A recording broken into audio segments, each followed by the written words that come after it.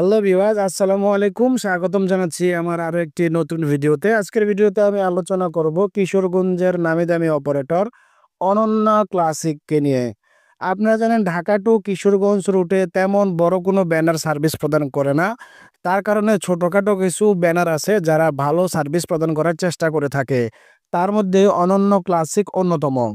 সম্প্রতি অনন্য ক্লাসিক তাদের বহরে যুক্ত করেছে একটি Ashok Leyland non AC bus, যেটি আগে অ্যাসালম কোম্পানিতে এসি বাস ছিল।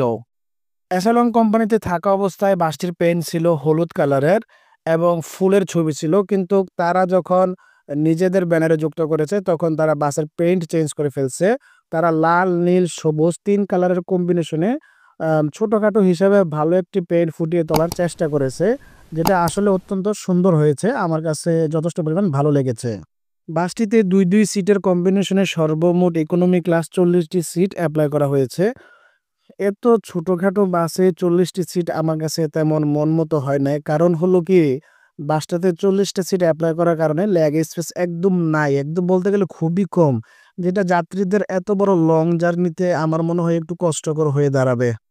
অনন্যা ক্লাসিক শুরু থেকে ভালো সার্ভিস প্রদান করে আসছে, যার কারণে কিশোরগঞ্জের মানুষ বিশেষ করে ঢাকাতে যাতায়াত করার ক্ষেত্রে অনন্যা ক্লাসিকের বাসগুলোতে ভ্রমণ করে থাকে। ঢাকা মহাখালী থেকে তাদের বাসগুলো ছাড়ে। যদি এই বাসে আপনি ভ্রমণ করতে চান তাহলে আপনার ভাড়া গুনতে হবে ৳৩৩০। তো ভিউয়ার্স, আপনাদের কাছে বাসটি কেমন লেগেছে অবশ্যই কমেন্ট করে জানাবেন। তো আজকের মতো ভিডিও এই পর্যন্ত। নতুন ভিডিও নিয়ে অতি শীঘ্রই হাজির হয়ে যাব আপনাদের মাঝে। আল্লাহ হাফেজ।